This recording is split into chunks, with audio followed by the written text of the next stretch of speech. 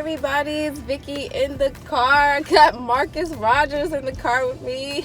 Alright, so I always start out with an icebreaker. So, different world or Cosby Show? Cosby Show. I still watch the Cosby Show to this day. Probably last month I've been going through all the seasons. Yeah. So. I think I would say Cosby Show too. Alright, so I know curious minds want to know, are you rocking the Kanye West album? Yes, the thing, I guess, to put some context behind it, it's not like I'm jumping on the Kanye West bandwagon. Number one, I'm from Chicago. Number two, I've been following him for quite some time. So when he did all the stuff where he was on Rolling Stones with the Crown of Thorns, and he did some concert with like a Jesus lookalike coming on stage, and I kind of rebuked him from my platform, but also I was praying for him. And so I look at things kind of differently. I don't think this is a gimmick. I think that his mother planted seeds, in him when he was younger. Right. And because of the stuff that he went through, he's like calling out to God in his own way, which is through his music and through his gift. So yeah, I think the album was very good. I mean, he's very talented. Yeah. And it's a good album. And people that might not have listened before, if he came out like that, are listening now. Right. So it's they all actually purposeful. said on Google, because of his album and YouTube, Jesus Christ was trending number one. So I think that's amazing. Yeah, that's a win for us, regardless. Right. All right, cool. We had to get that out the way because people want to know. All right, so first question: do you think racism is a sin? Yeah, of course. I believe the Bible says the greatest commandments, to do unto others as you would have them do unto you. Love your neighbor as yourself. And so, the Bible even says, how can a man say he loved God and hate his brother? So, regardless of skin color, we're all brothers and sisters. So he actually goes on to say that you're a liar. If you hate your brother, if you have hate in your heart towards your brother, you don't love God. All right, so I saw somewhere that there's 3 to 6 million U.S. black women that are without a boyfriend or husband, and 42% have never been married. So what's your thoughts on that, and why do you think that percentage is so high? We can get really deep, with that question. I have been married and divorced, it's no secret. And I never, will say anything bad about the mothers of my children, but I will say that we weren't prepared and we weren't taught. There's a lot of hurts and wounds and things that are unaddressed. But on a positive note, this is why the Bible says to walk by faith and not by sight. So the statistics can say whatever, but when a sister chooses to walk in the Lord, right, and she's walking in faith, then that sets her apart and that highlights her regardless of what the statistics say. Right. So I always tell, people, first of all, everybody wants, I want a husband, I want a wife, but are you a husband? Are you a wife? A lot of people in this generation have this mentality. It's like, they see the benefits of marriage. They see the benefits of having a husband. They see the benefits of having a wife. But then the reality is they don't really know what it takes to be in a marriage. Right. And it's a lot of sacrifice there. So I just tell people to look at the Bible and see what the Bible says about being a man. Are you meeting those requirements? Look at the Bible and see what the Bible says about being a woman, about being a wife. Are you meeting those requirements? And that's where you get the foundation right individually. And if you do those things, then what God has for you is for you, and statistics doesn't matter. Exactly, yeah. I saw that you were recently married, so congratulations on that. So this is a two-parter. So as Christians, what do you think like a bachelor and bachelorette party looks like?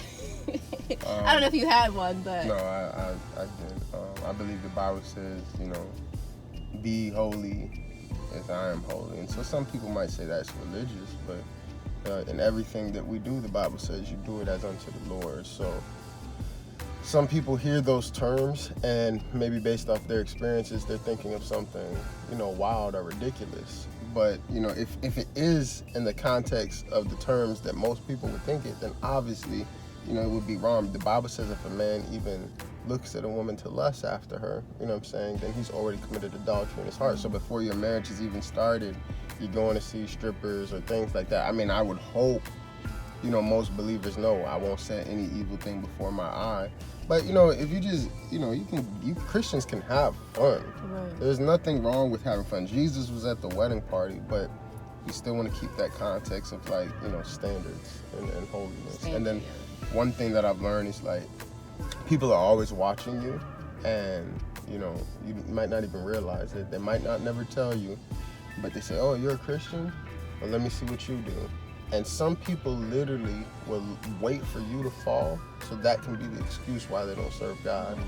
You know, as soon as they see stuff, they say, oh, see, that's it. Right. If you're doing all that, then why do I need to go to church? So that's just how I think about it. You got to be wise in everything you do. That's good. Now, so I saw the proposal, and then I saw that you said wife, and I was like, wait, what? It happened fast. So well, yeah, I already the way that I believe is you date, you don't just date just to date people. The Bible says acknowledge God in all your ways, and He will direct your path. Most men of God that I have met, you know, that are married and been married a long time, they knew their wife was the one from the jump. Like they, you know, I had one pastor tell me, said the first day I saw her, I walked up to her and said, you're gonna be my wife. And so that's how I believe it should be. We talk all this stuff about being led by God. The Bible says acknowledge God in all your ways and He will direct your path. Most people, if they're honest, they don't do that. So they give their phone number to whoever comes along. You know, the first guy, first girl that comes along because we're lonely, because they're, you know, tall, because they're beautiful, whatever it is. And we just go into it because it looks like a good idea, but it might not be a God idea. And so we get ourselves into situations, and then, you know, when the trouble comes, we want to add God after. But we should just ask Him from the very beginning, and God will tell you, like, no, don't waste your time dating that person. No, don't give them your phone number. And it's up to us to listen. Right. You know? They say when you know, you know. So we had already went through the premarital counseling and stuff months before that. I was already going with my pastor with that, and he approved. So I only proposed because I wanted to have that memory, but she already knew what time it was. That's good. Even though I was still scared, I was like, man, what if she says no or something? I don't know why I was thinking that, but yeah, I was nervous. Yeah. Use wisdom, but if you say you hear from God, then just go to somebody else, because we all have our blind spots and we can be in our feelings. But go to somebody that is authority in your life and tell them and be honest with them. If you really, this is what I always tell people, if you really think you heard from God on something, you shouldn't be scared to go to somebody who you think is a man or woman of God and get a second opinion. The Bible says there's safety in a multitude of counseling. You won't want to go to them if you're not 100% sure you heard from God. Yeah. So speaking of marriage, and you said you went through a divorce. So if you're separated, the papers are already filed for divorce. You know, you're just pretty much waiting for the court to come back with that. Is it okay to date while you're waiting for that to be finalized? I don't think so. In God's eyes, you still have a covenant until the stuff is done, because you have the paperwork, but then you also have a covenant between, you know, with God. So in His eyes, you know, you're still married, and then, you know, the only reason divorce is even allowed because it's not God's will for anybody to get divorced. But obviously, you know, there's different situations and circumstances where, you know, that's why that provision is made. But I even would think that if somebody's just getting a divorce, you know what I'm saying, obviously I know there's different situations and every situation would be different, but you have to have the time to heal and stuff like that too. All right, so, you know, when people pass away, the famous line is always like, we'll meet again, I'll see you again. But in reality, is heaven, will you actually know them when you get to heaven? So is that something we just say it's not really a reality? I think it is a reality, because God, first of all, He's a good God. Like, some people might argue that, you know, well, if I have the memories of certain people, you know, then I might not be happy in heaven. But we see a couple incidences in the Bible where the one guy was in hell and he was begging, can I go back and tell my brothers? But then we also see Jesus on the Mount of Transfiguration when Moses came down. I believe it was Elijah who came down. And he knew who they were, and they were already dead, you know. Even yesterday, this one's kind of random, but the spirit of Samuel was raised up by the witch with Saul. So even though they were dead, they still had some kind of, you know, I don't want to say essence, I guess, of who they were. I think it'd just be like a different bodily, you know, kind of form. So if when you get to heaven, you know, everybody looks for certain things when you get there, right? You get to see your loved ones, you get to just be pain-free and just have a good time. So what about heaven was there, all those good things were there, but God was not there? Would you still want to go? No, I wouldn't. I wouldn't want to go. I mean, like, I think everything starts and ends with God, you know. Like, even the thought of that is just kind of depressing because I think anybody probably would feel that way if they really loved the Lord. But the question is, you know, even with God being there, do people really want to go to heaven? This is one thing I always tell people. I said, I know that if the Lord told me to tell his people, hey, tell them I'm coming to get them next Thursday at 1 o'clock, many would be upset. And many would say, God, don't come, because I never got married and I never got to go to Disney World and I didn't get to do this and I didn't get... So some people, you know, they say they want to, but I think with a lot of people it's just, if I die, just in case there's a hell, you know, I want to go to heaven. But it's not really something that, you know, they want in their heart. That's a good way to look at it. All right, so last question. Do you believe in the death penalty? I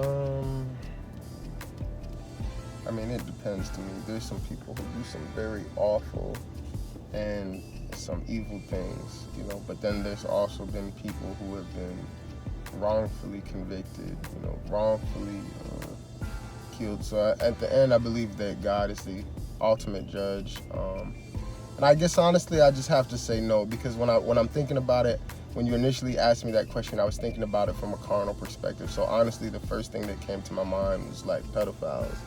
You know, my carnal answer would be like, yes, you know, they get what they get. But the reality is, the Bible says, you know, thou shalt not kill, and which would probably lead to a deeper question, which I'm just gonna already answer because I know people probably in the comments, being in the military, you know what I'm saying, and going to war, I believe it always comes back to the heart of it. You know, if you're in war or you're in a situation where, you know, you got to defend yourself, you know, that's how God looks at it. He weighs the things with the heart. But you could just lock the person up. You don't have to kill them. You know? Right, yeah. Because it's the same thing, like they're dying a slow death in jail. That's probably actually worse. Yeah. Well, thank you. I know the people know where to find you, but do you have anything going on that you want to speak on? I mean, I guess if you want to, some people, they're not aware of this. I do have books you can check out. 2 books, Through the Fire to Be on Fire, The I Do's and I Don'ts of Marriage. And then I also have a lot of music out there, just under my name on iTunes and Google Play and all of that. So if you want to check it out, I think some of you will be blessed by it. Yeah, I heard some stuff yesterday that was pretty dope. So yeah, people probably don't even realize you do music. So. I don't push it too hard because, you know, I kind of preach and, you know, even get into the prophetic stuff, and then especially with rap, it would be different if I was like singing a lot more, but you know, people, religious folks. Right, yeah, but it's hot, so yeah. Well, Appreciate thank you that. so much. Y'all stay tuned for the next episode. Thank you for having me.